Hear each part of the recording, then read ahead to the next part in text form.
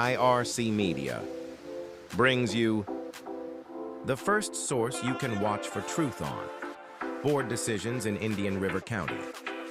The Board Report, where taxpayers and policymakers intersect.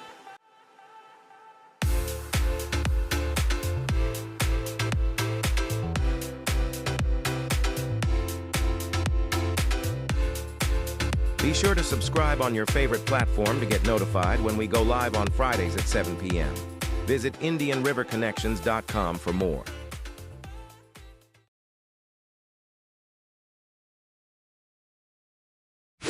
How are you?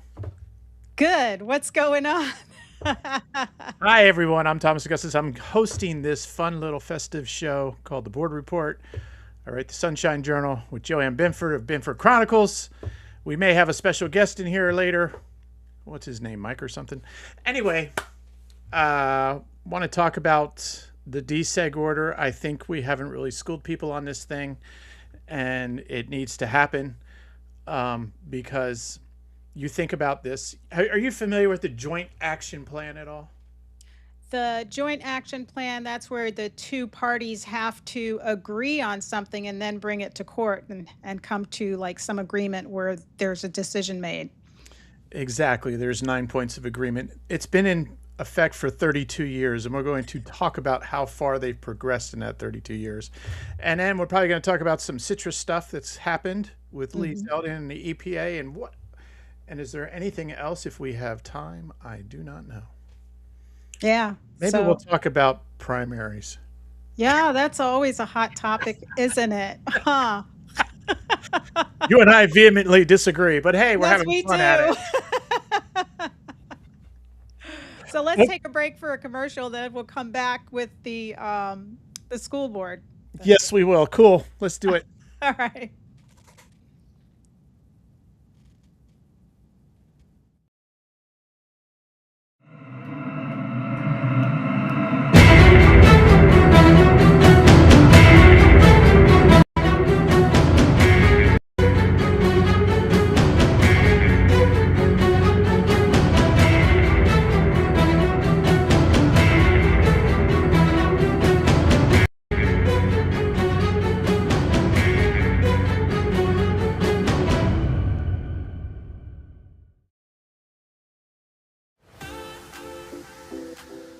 IRC Media brings you the first source you can watch for truth on board decisions in Indian River County. The Board Report, where taxpayers and policymakers intersect.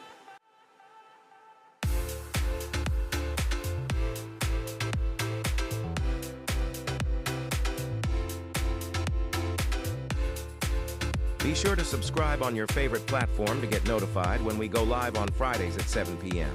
Visit IndianRiverConnections.com for more.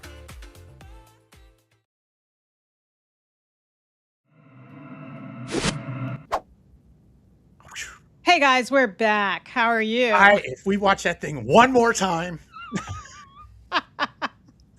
Listen, guys, we would love for you to sponsor our show. We go on every Friday night at 7 p.m. and we're talking about local news. So come on our show, sponsor us, and we will advertise for you. That's right. And because it's on the internet, once you advertise with us, it's forever.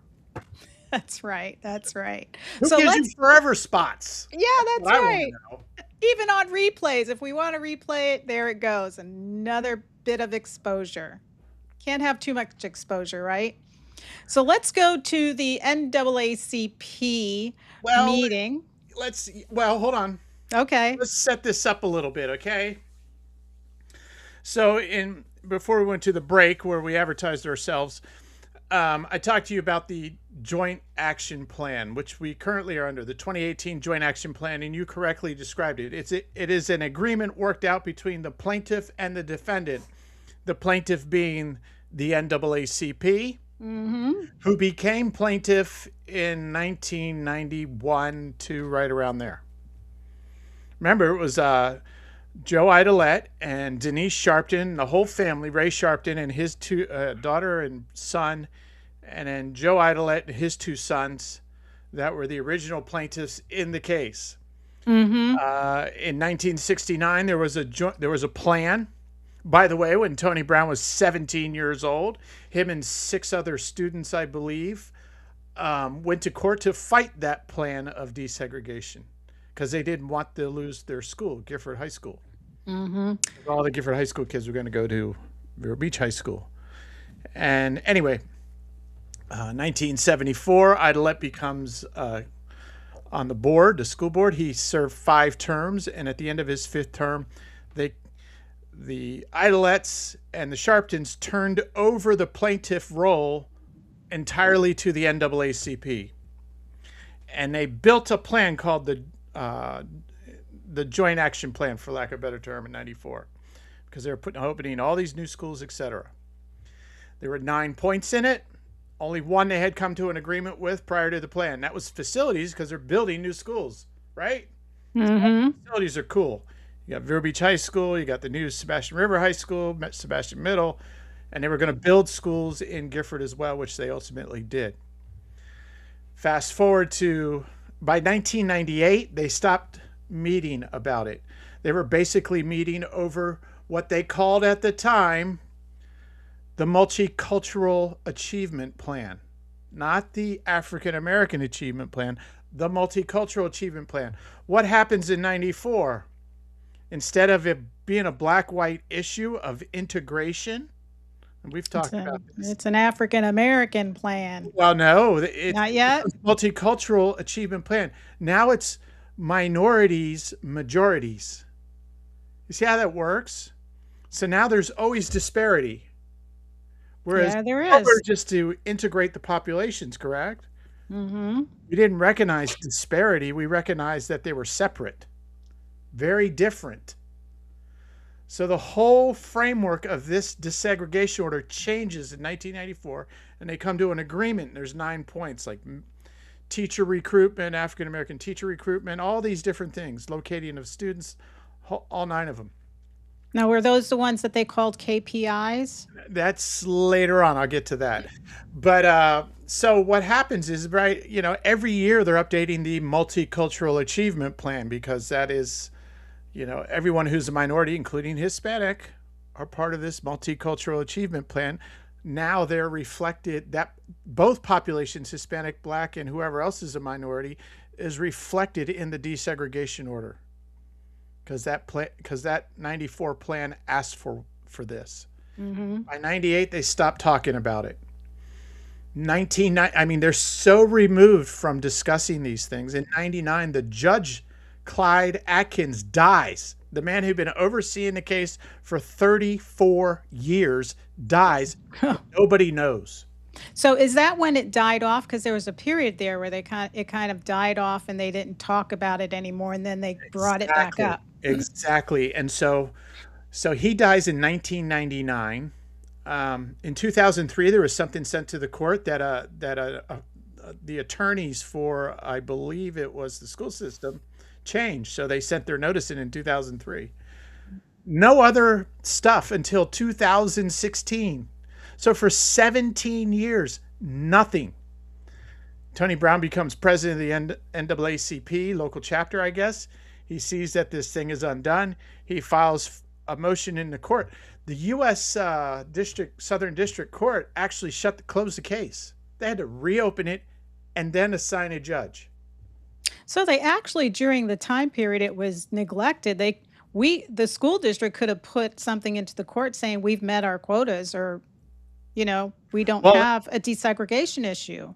Could they have done that before Brown became president of the NAACP? Well, Brown filed for the motion. He said, and he wrote in his thing, and I'll pull it up real quick. I'm actually writing a lengthy thing on this, and going to bring it to the public soon, because he wrote at that time. He said, in the 1994 order, the court specifically found that there had not been a determination of unitary status, and declared that it would retain jurisdiction until a declaration of unitary status was obtained. So who would make the declaration of unitary status? Could the school district have done that? It's always been that agreement. They have to come to an agreement under these under the 94 Joint Action Plan. So he files 2016. The court, the Southern District Court recognizes that, yeah, we closed your case by mistake. We're sorry. They open it back up, and they ultimately assign Judge Kathleen Williams, who immediately refers to the plan. And then the plan says, if you guys don't come together in agreement, go to mediation, work it out. So what happened is they ultimately go to mediation in 2017. She ordered them into mediation. And by 2018, they come out of mediation with the 2018 Joint Action Plan, which was the KPIs, right? Right. And so and that is where all this begins. So for 17 years, they don't even discuss working on this thing. It's been 32 years now, Joanne, since 1994 plan, right? Out. 94, 2026. Yeah, okay. My high school math is still good. 32 years, and there are 9 points of agreement they have to come to. Other than the ones that they agreed to in mediation, they haven't agreed to one. 32 years of discussion or lack thereof, and no agreement. Well, I remember any of the 9 points. I remember seeing those, and I can't remember them verbatim. I don't have a memory like that, but I remember looking at them and saying some of these are really not attainable because of the way they were written. Well, you know, it's funny because if you go back through some of the court's documents and you see like there's an email exchange between Mershon Green and the superintendent, Dr. Moore, because she was the head of the equity committee early on in this 2018 Joint Action Plan required one. And she was the chairperson. They both agree that they don't like this plan. When this plan was done, Tony Brown went to the newspapers and said, I don't like this plan. Sean Frost got out there. He was chair of the board at the time. He said this should be done in 3 years. Why did he say that? Because this plan, unlike the 94 plan, required a committee, and what they called a joint equity committee. And it was made up of basically people at the NAACP, and they were to make recommendations to the board. They were to monitor the 9 areas. And you're right, it's a little bit difficult. African American student achievement resource allocation, representation of African American teachers and instructional staff, strategies for recruitment of African American teachers, which they were doing. They've been going to HBCUs for the longest time. It's turned into, instead of multicultural, it's turned into focusing on African American students. Well, here it's going back to the original DSEG framework in a way. Mentoring of new teachers and instructional staff, extracurricular activities. What else do we have? Student assignments and transportation. Now, here's what's funny. During the mediation to bring about this plan, they agreed. The plan recognized that not only were facilities awarded unitary status, just like in 94, but also, quote, non-instructional staff and administrative staff had achieved unitary status as well. Now, you think about these 2 categories in the 94 plan weren't even considered, these 2 departments of employment. But in the 2018, they were, and they determined they were they had reached unitary status, you know. But however, instructional staff are still being contested, even though they are hired under the same equal protection clauses and the district's equal opportunity policies as other employees. So how does that work? Well, I remember the argument last year. They were having difficulty understanding retaining someone. What were those? You've done a lot of research on this, but I remember there was an issue with understanding what retaining was and what was the other ones. But it seemed like they couldn't figure out what it meant and didn't understand what it meant when they agreed to it. And the argument was that we didn't understand that. Right, and that was last February. It was over the mentoring stuff, and a lot of times what happens is because school systems have been declining in enrollment, they've been squeezing out some classroom space. You know, we just went through a restructuring ourselves again, but this time we're actually closing down schools and putting them together, like Citrus and Glendale are becoming Citrus, and Osceola is now going to be in where the flick is. The flick students are going to be on the main campus of Vero Beach High School, so on and so forth. But all that to be said, so when a teacher does it, they got upset at retainment because there are teachers that have said, I don't want to renew my contract, I'm going elsewhere. And they happen to be African American teachers. And it's like, well, what are you supposed to do? Hold them down and make them stay, or the family gets another opportunity somewhere else. Whatever the case, Right. So then how do you meet your KPIs if the African American teacher doesn't want to stay there? And here's the thing. Now, I think Mr. Producer over there, Mr. Mike, if you could play that 41-second clip of Tony Brown, because, but don't go yet, but I just want to set it up. Here, this is important because you say KPIs, which mean key performance index or indices, and the two groups, the school system and the NAACP, are going at it together because of this. During 2020, 2021, they were all ready to throw this plan out, which they probably should have, but they didn't. And this is why. This is a meeting from December 15, 2020. It's right around when the time's up on the 3-year equity committee that was assigned in the original document of 2018. And you can tell that they're trying to get what they can get out of this. Everybody is on both sides. And Tony Brown says this is very important. Listen closely. It was very important. The joint plan, and Mrs. DeGrester, Dr. Warrior, we were the only 3 that was in the room. I got conflicted with this, and Judge Graham had us all in there. He says, Mr. Brown, I can't do quotas. He says, but if the Indian River County NAACP and the Indian River County School District sit down and come to a decision and bring it to the court, I'm almost certain we'll approve it. That's not a quota.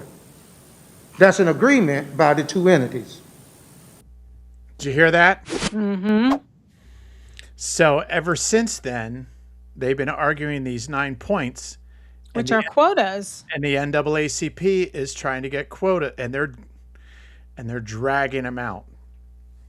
So if he says you can't do quotas because that's a legal thing, now why are they going for quotas? Yeah, and let me explain this. The Judge Graham he's referring to is their mediator at that time. Kathleen Williams is the judge. A judge can't, from the bench, charge you with quotas. But if you're in a contract where you're negotiating its points, and you agree and present it to the judge and say, we both agree, the judge will go, okay.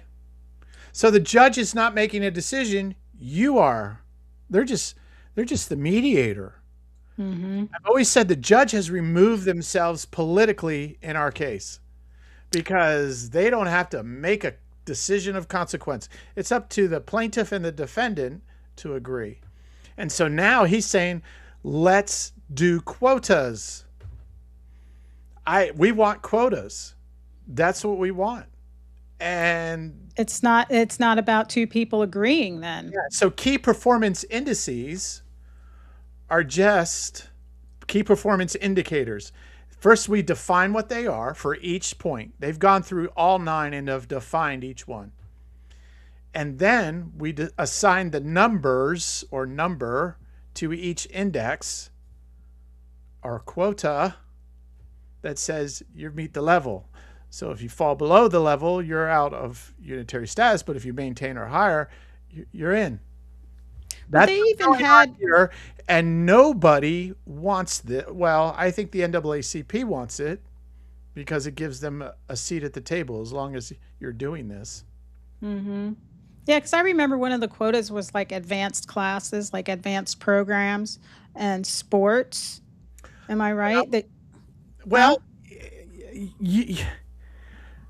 I'd have to go back and just get into the granular slop of whatever they've discussed because it's just, it's hard to get information from the school because it's just so in depth, you know. So this is going to go on this next year as well. An item. Look, they're discussing transportation, and Jody Adelet, who's been doing it since 2016, you know, the daughter of Mr. Adelet, who brought this case, has told them, look, we have diversity all throughout the county, and whoever asks for transportation in our school system gets it, automatically gets it. You know, other than if they live across the street from the school, it's actually within 2 miles where they can walk to school. Everybody else gets it. But if they have to walk across a major road that could have a dangerous hazard, they get it, even if it's within a mile. So whoever asks for it gets it. So you have 100% participation. By the way, we'll get you to any school you apply to. You're a full choice district. You can go to any school you want to. That's right, because at one point they weren't doing that. If you were coming from like Fort Pierce to come to the school, you weren't getting transportation from Fort Pierce, but now they're doing transportation for all kids. Well, it's like they have what they call a bus depot system. So if there's a bus stop, I live near the South County line. So if there's a bus stop on 25th that's going to take you to school, i.e. Vero Beach High School, because that would go there. School, you go to that bus stop. Your parent would have to drop you off, obviously, from Fort Pierce or whatever, or you carpool with your buddies who are also doing it. A lot of football players do this. You know, there are players coming down from Martin County that are going to play for Mr. Jankowski this year. So, you know, that's school choice, and they can do that, and they just have to get to a bus stop or be brought all the way to school. But either way, they can do it. They're so accommodating with that. Yeah, and you know, our school system does not have to do this. They don't have to do this bus depot system, but because we're a full choice district, the administration felt it necessary, and the board voted the extra dollars to do this. And they won't agree that transportation has met unitary status, and they're looking right now. Mershon Green has asked for the racial makeup of bus stops to see if black kids are staying on a bus longer than white kids. That is so ridiculous. Well, it's so racist to do that. Or as Susan Mahill said, be done with this mess. Be done. But the crazy thing about that is like, hey, okay, a kid could be on the first bus stop that's going to school, and he could be black. That's great. A week later, a white kid could move into the neighborhood and sit at that bus stop with him.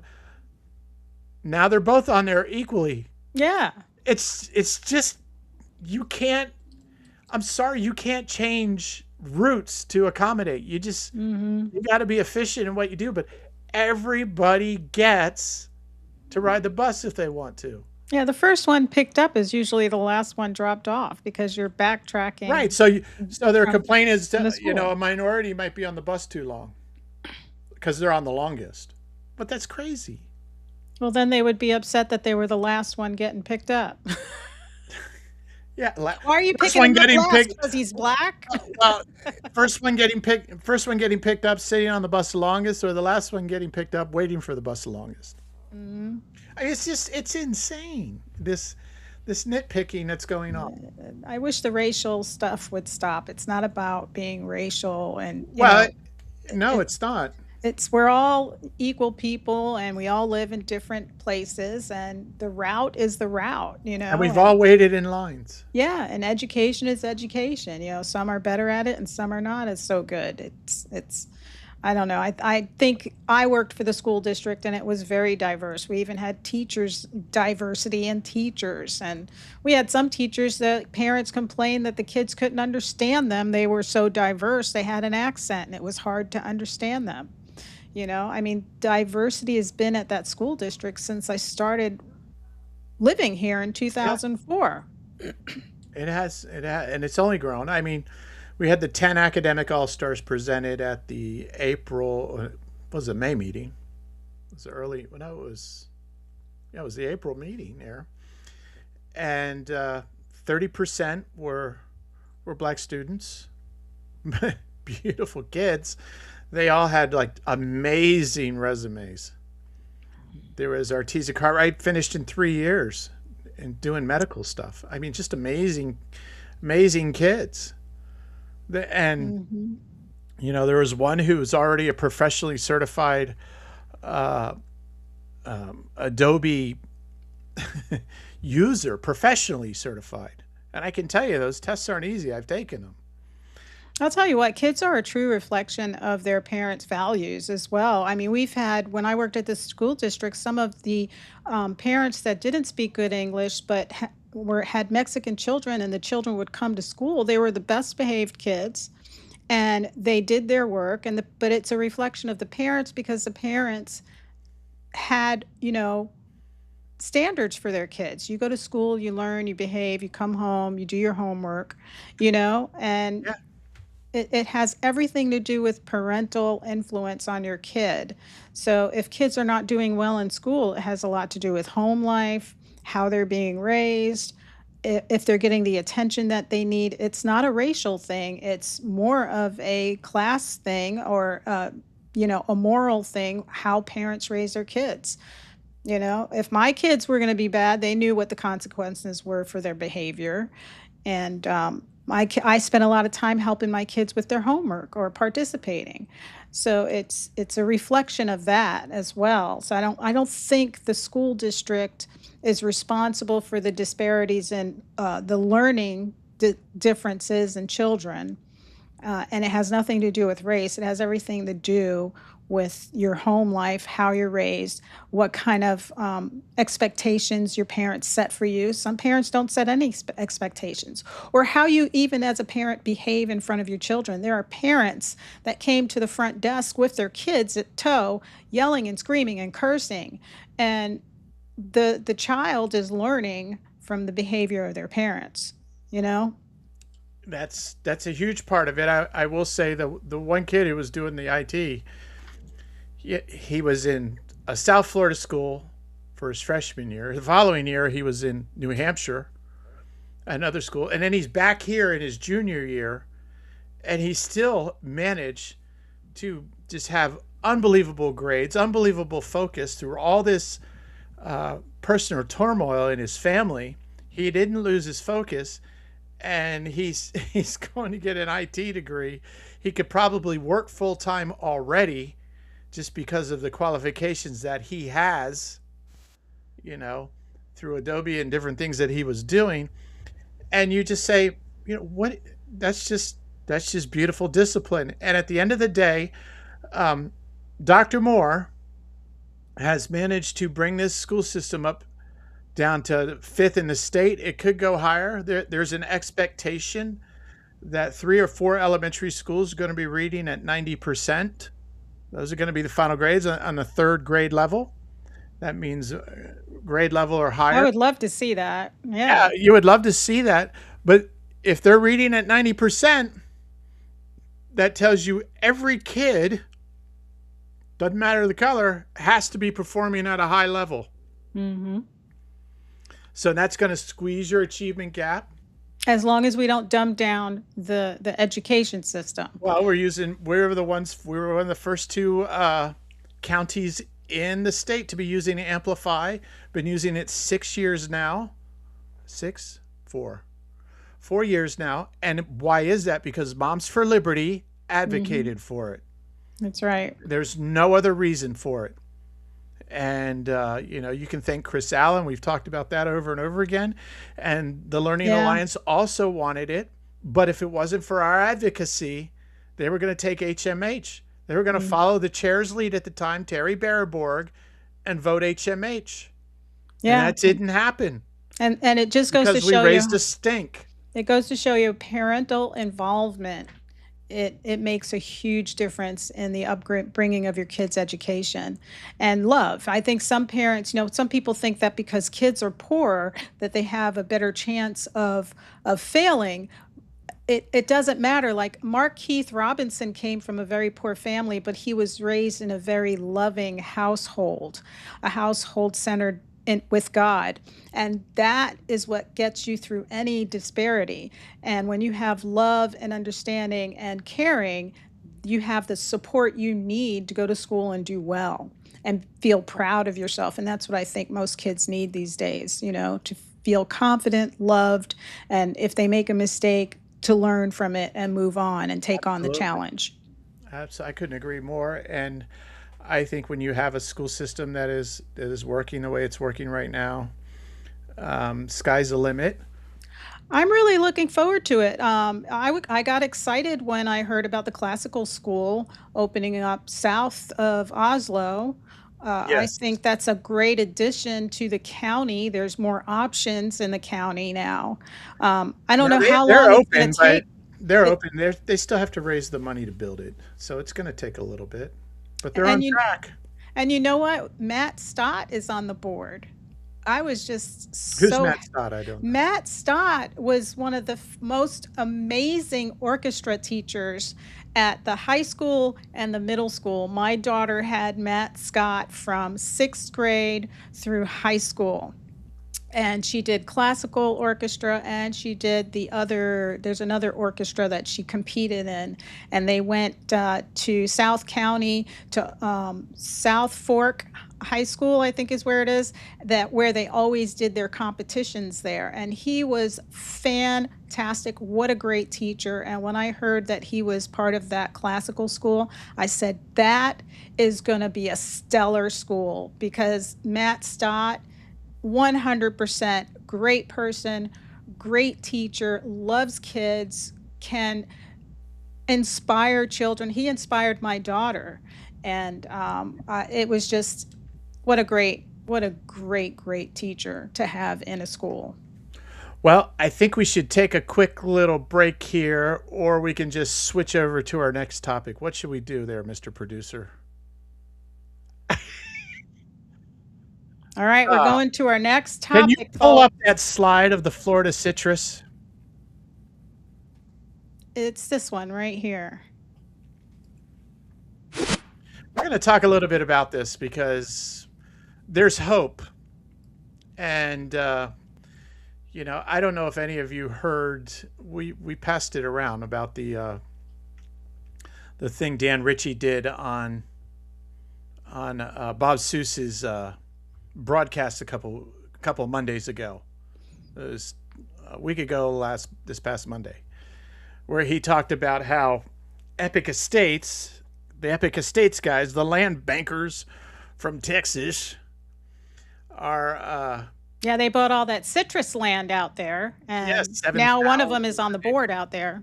And now one of their people is on the board, and he called them basically a bully on the air. I was like, whoa. He didn't mention who is on the board, but the landowners out there on the St. John's Water Improvement District, for every acre they own, they get a vote. And so they have so the way it works is they have 7,000 acres. FPL has 5,500 acres, and then the growers have the rest. And that sucks, because FPL will make money off of anything that goes out there. So if there were to be, I'm not saying there is, but I'm just saying, if it was to become a data center out there, FPL would make money. So it makes sense to me why they wouldn't vote. Yes, I was just going to say that during that vote, FBL abstained and did not vote. So the growers always had three growers on the board, and FPL was pretty cool with it. They pay their taxes, blah, blah, blah. Now, Dan Ritchie explained how, the taxes go to keep that water management out there, right? Because if they don't, things start flooding and all this stuff. So there's all these different locks and whatever. I don't know what. Right. So Epic Estates is tired of paying those taxes. Yeah, that's what he described it. And, so FPL abstains, which seems odd. And the growers vote their way, and Epic votes their way. And since FPL abstain, they lose.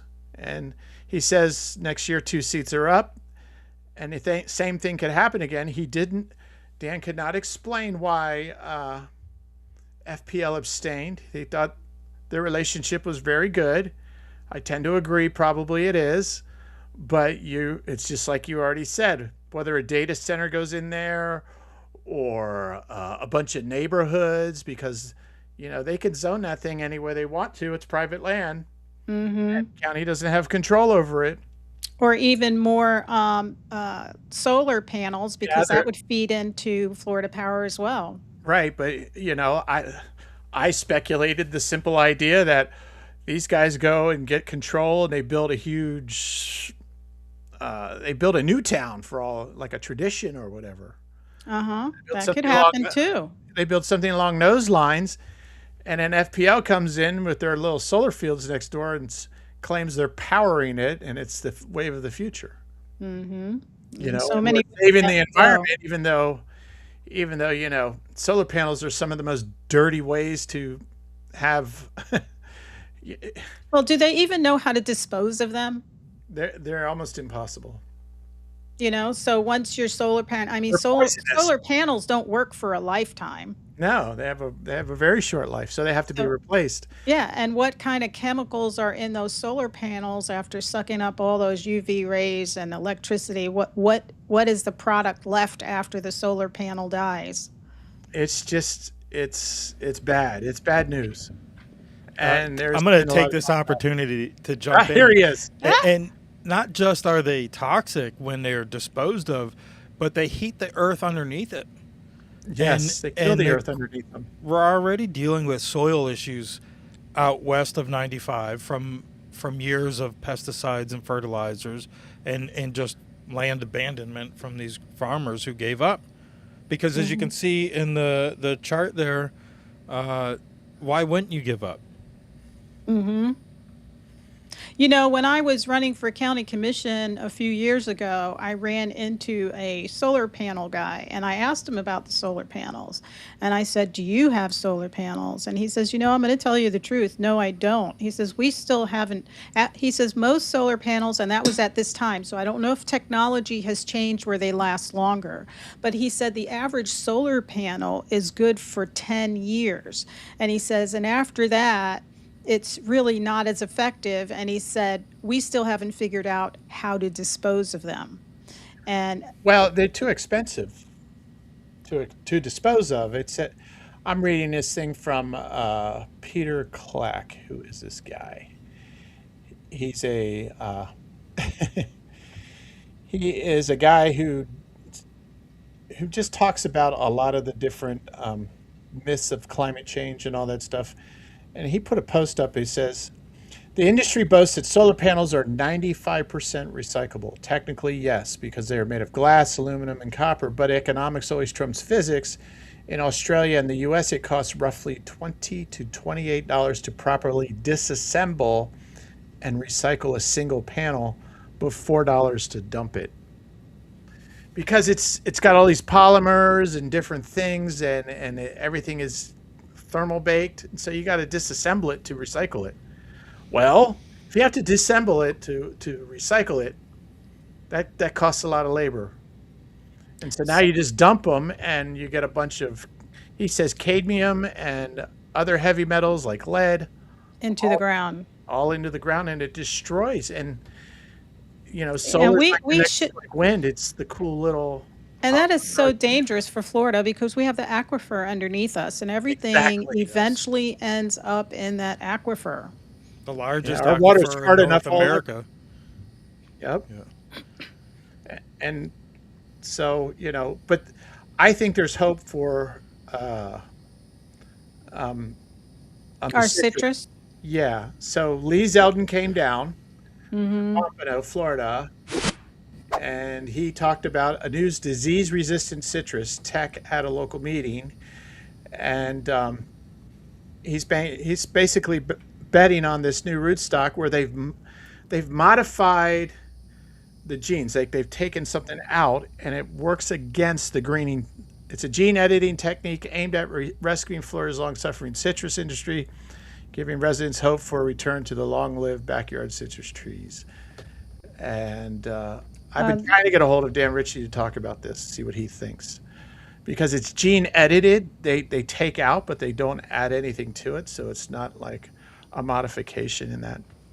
It looks like they're calling it Caricia T1. It helps Yes. protect American citrus, supports a nutritious food supply, and lets growers rely less on conventional pesticide application. Right. And that's It doesn't seem so important. mad scientist if they're taking something out and not adding something, and it's going to help revitalize the industry here in Florida.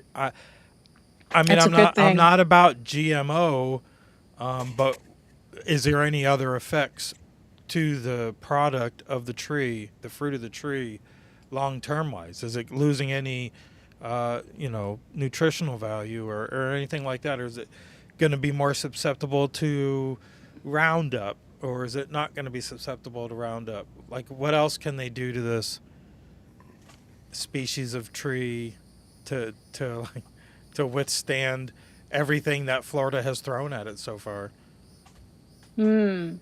Well, they are convinced they got 300,000 to 400,000 trees. They want to get up to 2 million trees. Those 300,000 to 400,000 to get out to the growers. You know, So I don't know. on the Not an EP agriculturalist, unfortunately.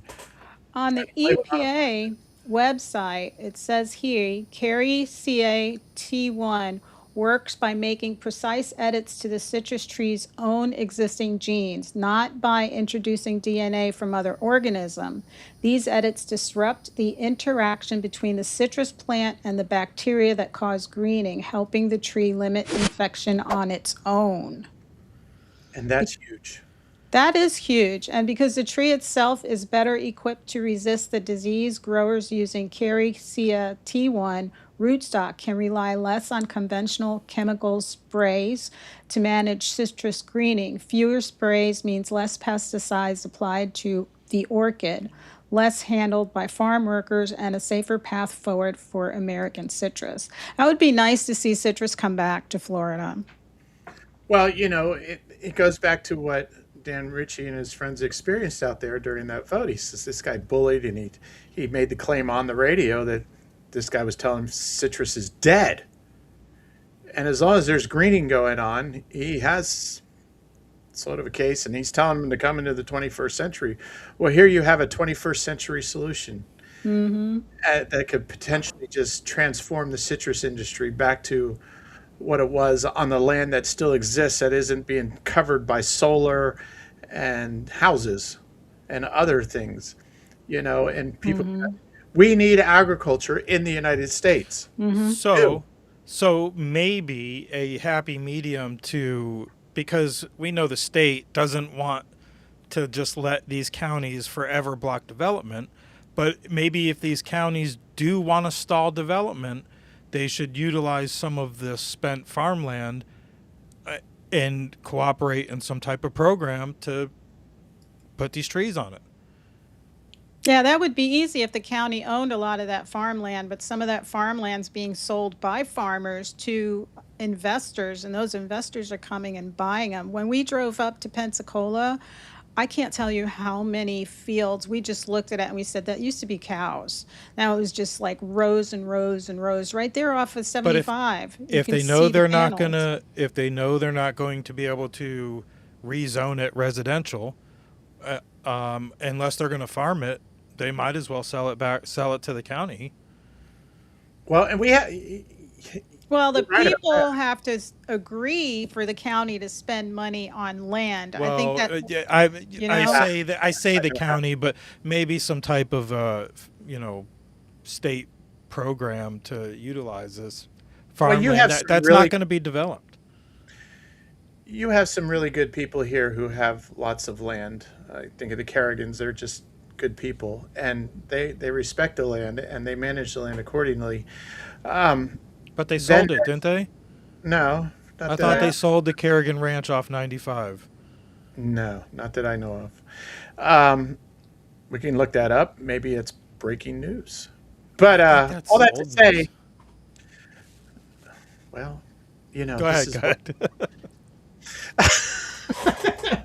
No, Uh, but the reality of this is you know Epic Estates is land bankers. At the heart of what they want to do is they want to change zoning on their land so they can make a lot of money. get a return on their investment for their investors. There's no other reason. You don't have to build anything on it. As long as they can get the zoning. They don't have to build anything. They don't have to develop anything. They get the zoning. The zoning creates the value. The value then becomes profit to them. Boom. Yep, and they sell it to anybody. They could sell it to a data center. They could sell it Yeah. to a contractor that wants to build high density housing. and They just want to get their value for their investment. And at the core of that is property rights. There's one thing we look over in this debate is there are property rights, and so zoning allows landowners who own property to do different things. You go into a land purchase and you get your property right knowing a zone. Well, you change that zone, you change what type of rights you have now to develop. And that's the big thing here. But at the end of the day, it's always about property rights. And So Thomas, I got a question. Sure. Since this is in the St. John's Water District, like they all get to vote it's on the this. St. John's Water Improvement District. Water improvement. Thanks for correcting me. Well, it's a completely different district because it's made out of private landowners. So how does our zoning regulations affect those zoning regulations? I don't think they do. So they could make up their own zoning regulations over there. That's the way I understand it. Okay, that's the way I understand it too. That's one of the reasons I put in a call to Mr. Ritchie, because I wanted to get some clarifications and help me understand it better. And I've been trying to get him all week, and he's just been a busy guy, sure. Yeah, so we didn't, but they did come to us because they wanted us to push the urban surface boundary out. Yes. So there's some kind of, There's a loophole. there's some And if kind you of go back to connection that there. thing, he talks about the development of that improvement district and how it came to be. And it was for agriculture, but like all things, with growth, especially in Florida, because everyone's moving here. At one point, it was 1,000 people a day. Yeah, things change, and then you have this horrifying thing that's going on with agriculture and this greening of our most principled crops, the ones that we specialize in, that are known throughout the globe. They're just dying off, and now you got all this land that's not being used anymore for that, and people are like, I'm losing my shirt out here. What can I do to get out of my debts and different things? I love farming. I wish I could just go and follow a farmer and learn what they do and just like walk a week in their shoes. Just, because there's so Right. much that we don't know that they do. And there's a lot of work that they do that's important. And we just take it for granted that we've got all this food on our table, but they really are so important to our health, Yep. Well, So- and then Go ahead, Go Thomas. ahead. No, I was just going to say, Aaron Gross spoke at the Hispanic Club of Indian River, the yesterday. conservative, Wednesday. night, and she said that with the solar anyway, she doesn't think it'll last that long because ultimately those sites will end up becoming housing as things grow. There was the big dairy farm out there at 441 and 68 in Okeechobee that got bought out by FPL, and they turned the whole thing into a solar field. And I was just like, this stuff's bad for the land. Why is this happening? And she said, well, part of it's they haven't been able to get the development to put houses or businesses and different things like that. And so, FPL's sitting on the land sort of waiting for all this too.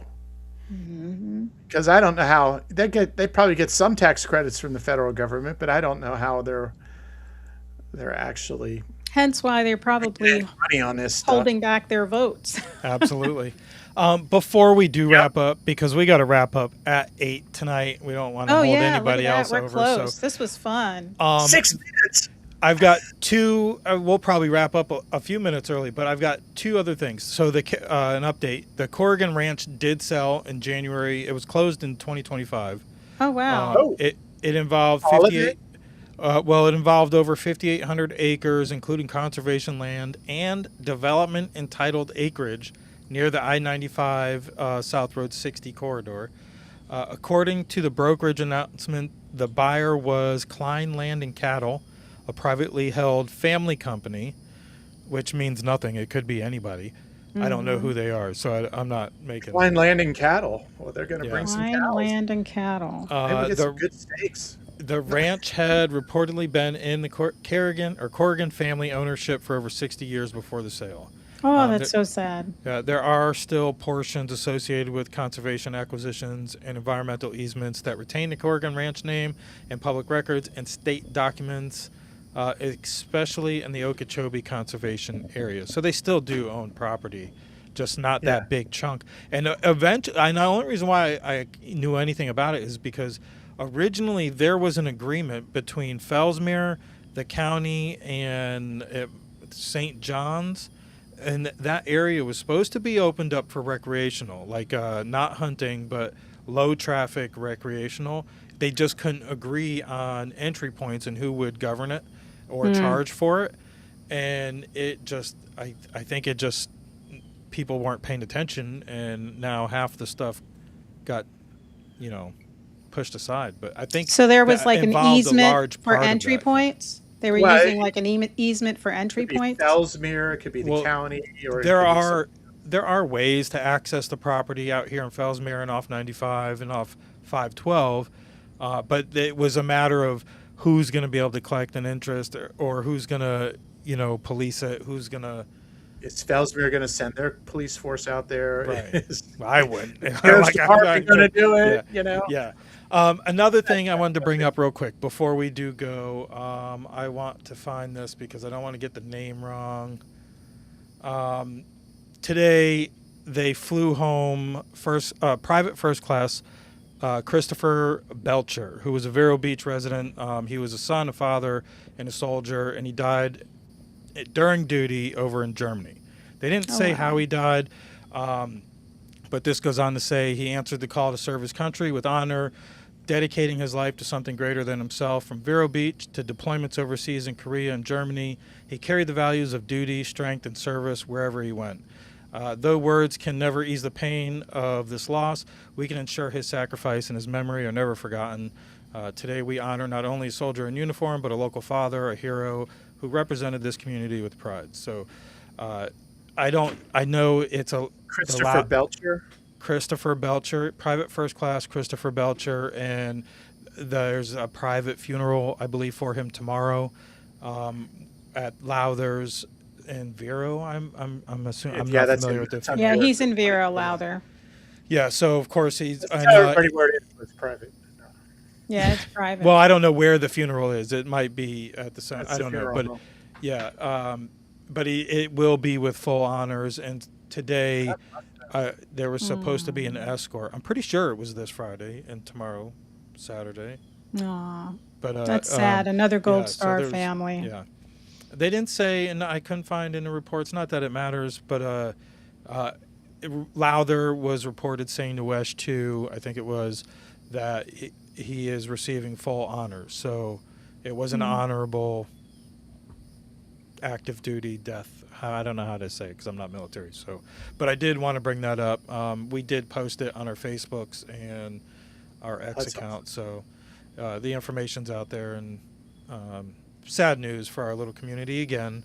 We just getting over losing a deputy, and then of course a double homicide in our little small town that's still unsolved and whatnot. So keep private first class Christopher Belcher's family in your prayers. I do know he was a father, and I'm not sure what his family was like around here, but who was left, but whatever. His obituary's out there, so keep them in your prayers.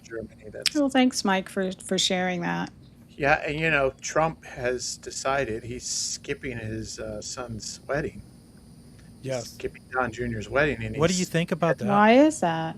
Because I have a feeling he's going into Iran before this weekend's out. Really? You think so? Or what do you guys? Hey, what do you guys? One of the two. I think it's Iran. I don't think you start Cuba now. Who do you think is going to replace Tulsi Gabbard? Her acting assistant director, what's his name? Lucas, Lukas, is the guy right now. There's been talk of Nunez, Devin Nunez. Oh yeah. He'll probably turn it down. Yeah, why would he leave a Truth Social, right? How about Ron DeSantis? I still say Ron should be the next Supreme Court justice. Yeah, I think he would do good there. What do you think, Thomas? DeSantis in Supreme Court. Part of me thinks he'd be great. And then at the same time, the next Chief Justice. He knows how to manipulate. He knows how to manipulate the bureaucracy in terms of getting what he wants. He did it here at the state. Although I must say there are some things in the state that are just sort of like a little bit reckless that he needs to clean up before he gets out. He's going to leave a lot of mess for the next governor. Yeah. Whoever that may be. Well, I think we already know who it's going to be. But is it really who we want? Paul Renner. It's not they threw the fish back, so it's not him. Thomas and I don't always Throw agree. the fish back. That's all I gotta say. I'll be honest with you. Throw I'll be the honest with fish you. back. That kid needs to go back to school, man. I'll be honest with my opinion on here. I really like Bobby Williams, but do I think he has a chance in hell? No. Do I really think he's equipped to be a governor? He's got a better chance in hell than he does becoming governor. Right. But stop. He loves do I God. think he's why he has a qualified? better Like chance. he's a very good. I like him, but do I think he's equipped to be the next governor of a state like Florida? I don't think so. And considering the rest of them, I really like Jay Collins, but of course they've all got something they're thrown at them one way or another, whether it's Israel this or anti-Israel this. It's like, I kind of like the guy. And DeSantis has a point about Donalds. He really hasn't been a part of Florida victories. He hasn't. But No, But all those Republicans out there, hardcore Trump followers, they're going to vote for Byron Donalds no matter what. like they did in the primaries. They're going to vote for whatever Trump wants. That's right. Trump he tells them who to vote for, and he tells them who to hate, and then they hate them. not all of them, because I'm a Trumper, but I'm not. Let's say Doesn't mean I'm voting for Byron Donalds. But I'm just So, waiting anyways- for him to throw Lauren Boebert under the bus. there's more there. But Oh man, anyways, I had a joke about Lauren, and I just had to hold back my tongue. Was it a movie theater popcorn box joke? No, it was. Want some popcorn? there's so much nasty rumors going on, and around election time, you just got to take them with a grain of salt. Like the lady coming out against Massey. It's like, I put that aside, and I made my mind up on other things. But, of course they all come out around election time. But anyways, we got to wrap it up. Be sure to follow the Sunshine Journal on Substack and Facebook. Thomas does some great pieces out there. Joanne Binford with Binford Chronicles, and you can find my show, To The Point Podcast, on Wednesday nights on all the channels, and follow Indian River Connections and IRC Media. We do have a new shirt coming out for to celebrate America's 250. We hope everybody loves the design because we want you to buy it. It'll help pay for it'll help pay for all this. So please keep an eye out for that. Hopefully we'll have some ready to display by next Friday. We'll definitely have it by the next Conspiracy Club, which will be live at Filthy's on the second Thursday of June. Are we sure the next Conspiracy Club is live at Filthy's? No, let me look at the calendar because before and don't forget about TGI Now. TGI Now on Tuesdays. The conspiracy that it's going to be a Free your mind. One moment at a time. Is that what it is? Free your mind one moment at a time? Freeing your mind one episode at a time. Yeah, Oh, it one should be. episode at a time. The Conspiracy Club should be the 11th of June, as long as there's not anything else on our calendars, because it's that time of year. Kids are out of school and graduations and all that. So, but we'll keep everybody updated on that. But I kept everybody long enough. Thank you, Thomas, for a great episode of hosting with Joanne, and brought some know on the deseg order, which I still can't get. That people Joanne, don't even know where it got this. Joanne, just remember, after Cornyn loses, then we'll have another conversation about these. Oh yes, get Cornyn out of there now. And Thune.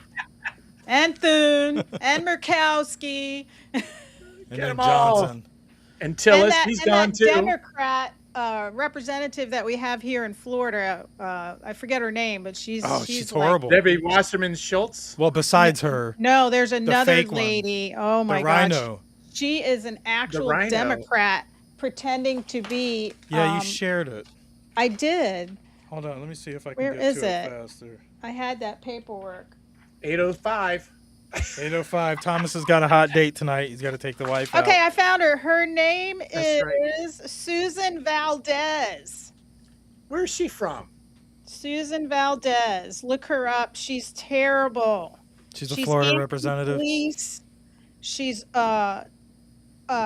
she is allowing minors to have abortions without parental consent. She's got to be from the Miami area. Yeah. She voted against Or Orlando. E-Verify. That's constitutionally illegal. Minors Yeah. have abortions without parental consent. She voted for illegal aliens, and she voted against the Second Amendment. Oh, she voted for a bunch of terrible stuff. She's a Republican. She's a Democrat that signed up to be a Republican, to run as a Republican, and now she's a Republican representative. In what Another district? one. I didn't write her Wasn't it district down. 64? I didn't write it down. She's in Tampa, though. Oh, Stay that's- tuned for a follow-up. Yeah. Okay, Susan folks. Valdez. Let's hit the outro. Thanks, guys. We'll catch you next week, and stay tuned for our other stuff. And check out ircmedia.net. Yeah, and Thank we you, want to Mr. Producer. sponsor us. Thank you, Mike, Mr. Producer. Thank you, guys. Bye.